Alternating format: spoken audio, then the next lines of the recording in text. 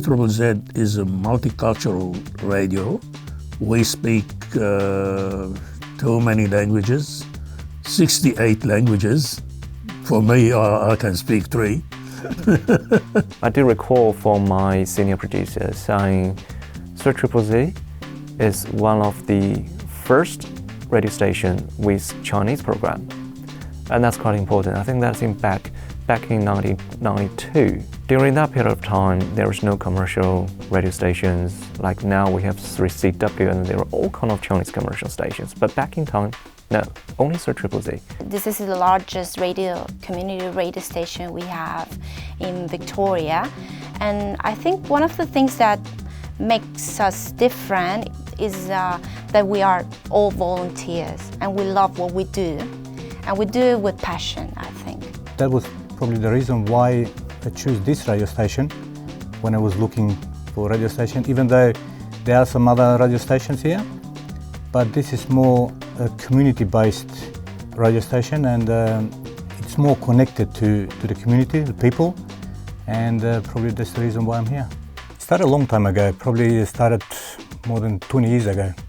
Coming to Australia with some experience with the radio, having my own private radio station back overseas. So after working for 5 years there, I was tired and I wanted to go away to have a big break. I started searching the AM/FM scale and was looking for a radio station and found one, and I'm still here today where we're recording this. Back in 2013, I was an international student. I want to find a place to develop my experience in the media area. I couldn't find any other place to fit me. However, this is the only place I can find. C31. I can be a volunteer. I talked to Gabriel the first time. I think he was a receptionist and also an assistant producer. I talked to him and he was quite friendly and he asked me to join the football team in C31, although I wasn't part of C31 before. I was like, cool, this is the place I want to join. I was in one of the organizations in the city of Yarra, and that was 2009, I guess. And one day I got an email saying, look, there is a program for Sudanese that has been going on with C31, but they're going to close it down because there is no broadcasters and so on. Could you help? And that's how I got started. And yeah, have to carry it on, but then I recruit some member of young people to come and run the show. And as part of the program, you need to be trained. And I said, look, I'll be just a backup plan because I live around the area and I work around the area. And it turned out that later I become the main person, not the backup plan. My father used to be with SBS, as in the Slovenian program with a few others. And I took on radio training outside with very expensive course on the outside in commercial radio. And yeah, I just always liked it and I thought, wonder what it'd be like. And then the opportunity came as in come in and volunteer once a month, twice a month, yeah. So I started from there, then yeah, took on the course here and yeah, just continued, yeah. I am a member of the group, the Lebanese group, and always I had attention to be part of the program. It becomes as a hobby and I love it because I'm retired and I want to do something, and always from my youngest day, I always like media and like to be involved in media. I asked the management if there's any courses to be a broadcaster, and it happened there was courses running, so they fit me in. I did the course and then here we go.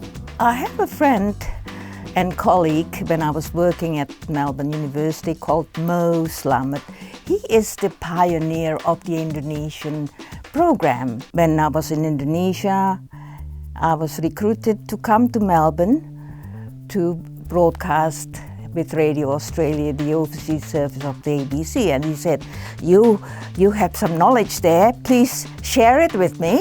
That's why I'm here now, because Mo Slamet was recruiting me for the position of broadcasters and also trainer. So there you are. I started here about 1.5 years ago. I decided to start as a volunteer here because I wanted to be involved in communications. It has helped me a lot, especially it has helped me build more confidence in myself. And now I feel more involved with the Hispanic community in Victoria.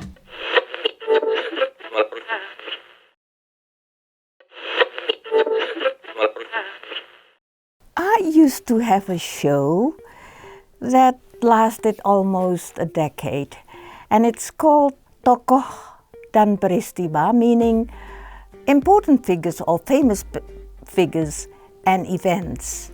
By the name you can see and you can detect what it is. It's just interviewing people and describing events, and that's what I did. So I have a variety of languages here. Sometimes when you just finished doing the Indonesian recording, and then I have also had to record for the Women's World, which is in English, you sort of get, a mix of languages, but slowly but surely you go straight through and go smoothly. Women's World is once a month. I'm able to deliver news, I'm able to introduce artists. You never know who you can bump into that can give you maybe 5 minutes of their time, and in a conversation it's something that sparks up another idea or a collaboration. I guess, also being a woman, being able to converse about subjects that really focus on women in particular or in a general perspective. So on an average, I'd say it takes a good week, or if not, just 2 or 3 days to prepare for that hour. And of course, you've got to schedule in your music, then you might have some requests. And we tend to juggle, of course. You do the technical side and, of course, all the speaking side, yeah. We do have 2 shows. One is in Mandarin language, another is in Cantonese. And we normally talk about relationships between, husband and wife, and also how to treat your in-laws. In Chinese communities, family can be really close. Grandparents, parents, and the kids living together, and they always have fight. However, how to help them, how to deal with this kind of issues, that's quite important. It's not a specific program, it's an Albanian language program, which is twice a week, every Tuesday and every Friday. So it's in general we do present fresh news from overseas for our listeners, and also we have our community news. And even though it's only 1 hour program, it takes a lot of preparation. Everything you hear, you see during the week, and then you're thinking about the radio. We do contact our presenters from overseas to prepare some news. Also, we do have in regular basis guests from overseas coming on the program through the phone, and also we have to see what's happening in our community. Sometimes when you have all this information ready for the program and something big happens, something new happens, something that has to go on air, so all that preparation goes away, and then you have to adapt to put something in there. So it's a big challenge. It's very demanding, but enjoyable. Our program is called Comunidades, which in English is communities. It's a very different show, so we try to cover different topics every week. 1 week we can talk about artists, Latin American artists in Victoria, and other week we can talk about sports. It's always related to the communities, to the Latin Americans community in Victoria, what they are doing here and how they are contributing to this state. Usually we prepare a week ahead, and we try to call our guests to invite them to come to the radio station. We try to be here 1 hour before we go on air, so the music is ready, the guests are ready. I would say that my favorite thing is to talk with the guest off the record and on the record. It's a very rewarding experience. The program is to do with the community event.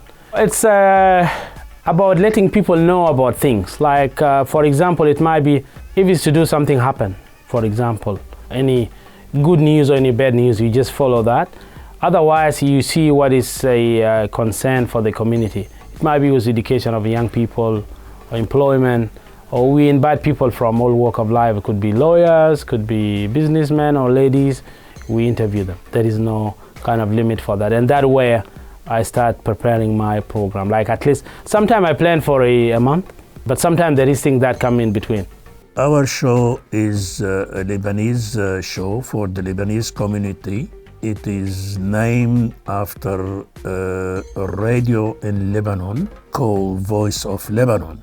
So the Lebanese community, they love that name, and they think they are attached to Lebanon more with Voice of Lebanon. We start first with the Lebanese anthem, and then we start some news and bit of music, bit of poetry, bit of everything. So fill up the full hour.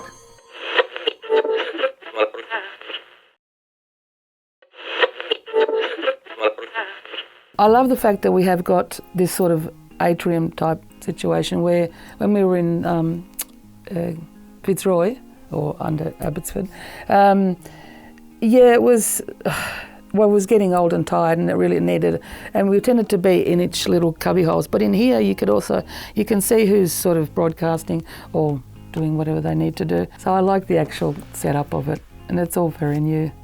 And I think we're very lucky to have this spot, and we're a lot more centralised to a lot more activity, and yeah.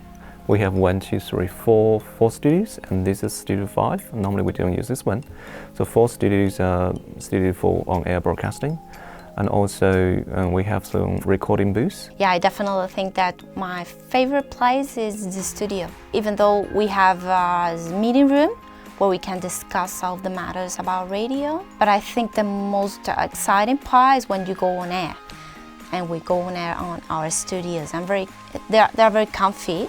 And yeah, we can have like 4 or 5 people in the studio, so it's been great. Working in this environment, all is modern in comparison when, many years ago when I started, we had cassettes and things, and now it's USB, and well, I learned a lot by joining 3ZZZ because the modern technology is just amazing. I remember first time when I started, and I had to interview someone from overseas, and I couldn't call him live on program because the time frame it's different. I had to call him 3 o'clock in the morning, so I had to record him somehow.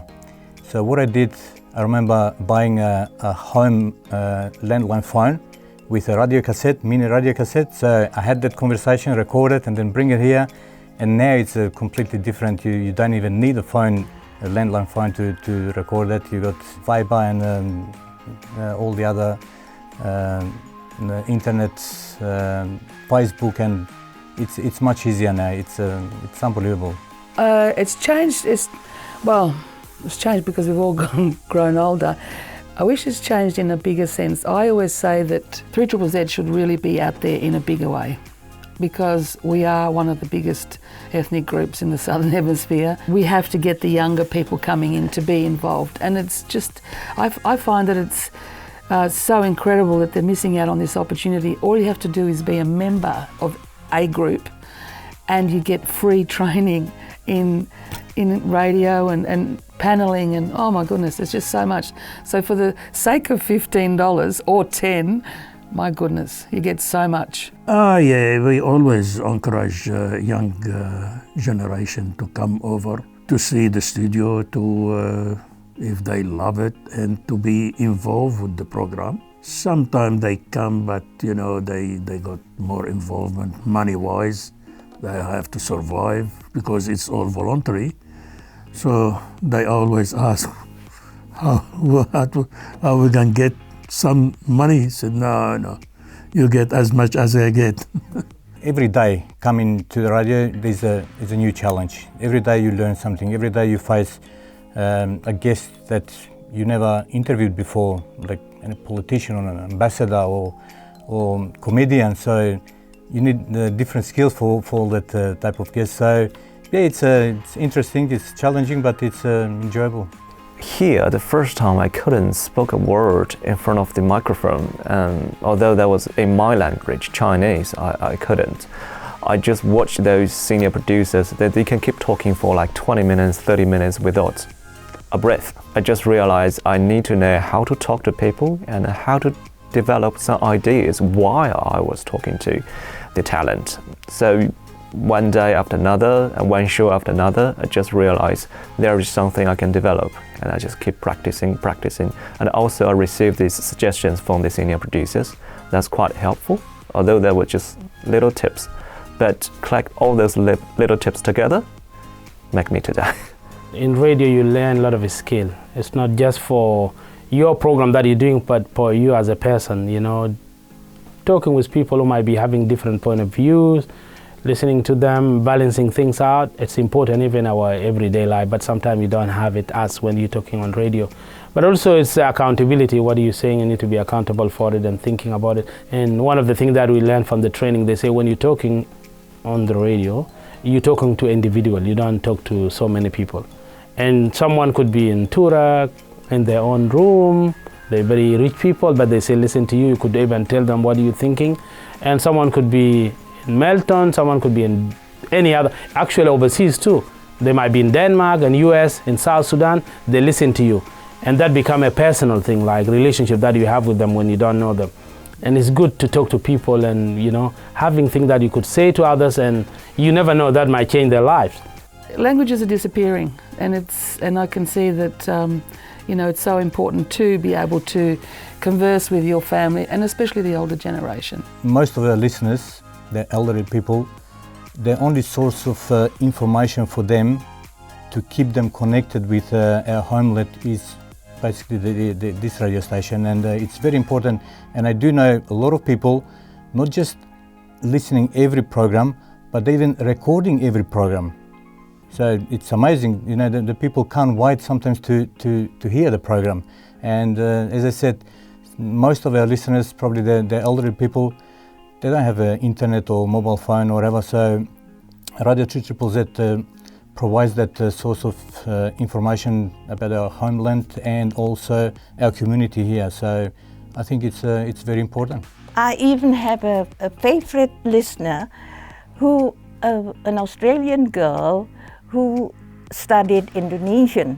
She said that you don't use it, you lose it. She always listens tentatively to new words, and she jots down and she rings me up, and it's lovely. I have a lovely group that contact each other often enough. It's a bit difficult to think about one experience or one memory, but I would say that it is very rewarding for us, not only for me, but also for the rest of the staff. When people say to you that they are very thankful because no one is listening to what they want to say or what they want to express, no one is interested in knowing what they are doing for Victoria and for Australia. So being part of that, of helping them to show that on air, it's very rewarding. I feel very happy when that happens.